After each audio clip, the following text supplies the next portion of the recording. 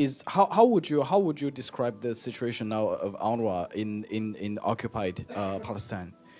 Is this still business as usual? Do you feel any impact so far, except for the closure of the two headquarters? We are continuing. I mean, UNRWA is continuing its work, obviously within a climate of uncertainty.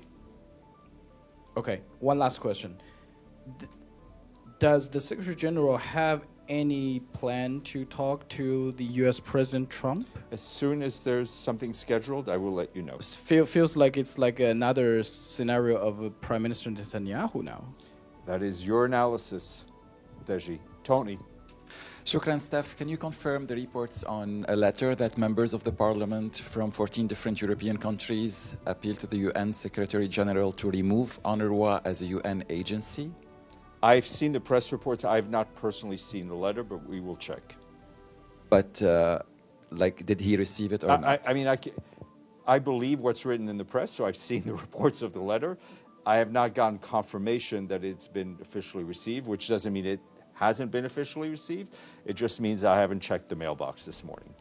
Would you be able to follow up on this, I will do that. I will go straight to my front porch and I will check the mailbox, Tony. Okay, anybody online? Iftikhar, please, sir. Thank you, Steph. Regarding the shooting at the UN headquarters in Kabul, do you have any information about the motivation of this person, this Taliban fighter? Often when people do shoot at us, it's hard to figure out what their motives are.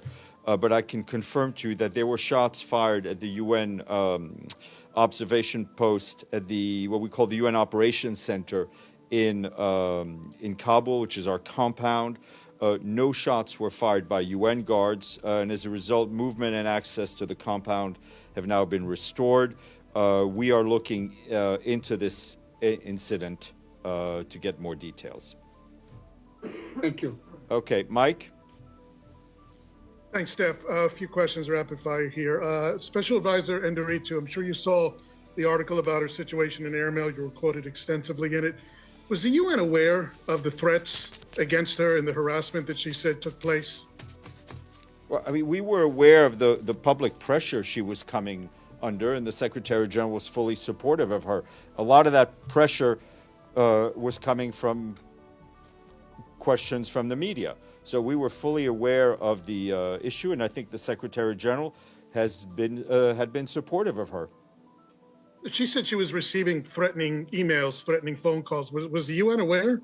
We were aware of the pressure she was coming under. Yes, sir.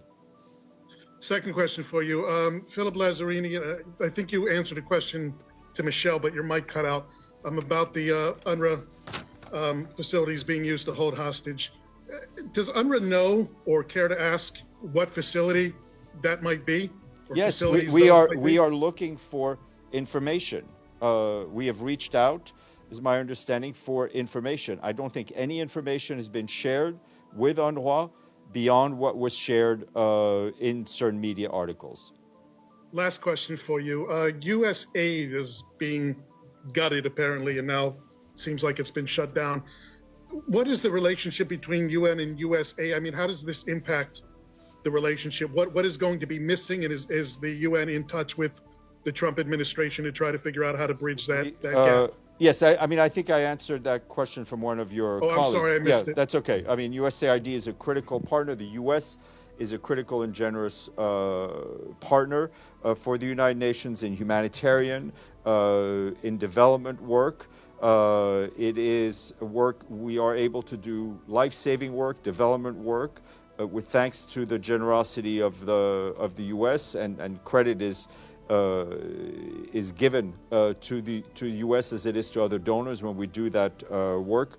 But we're obviously ongoing with an assessment and try to get a bit of clarity in a foggy environment.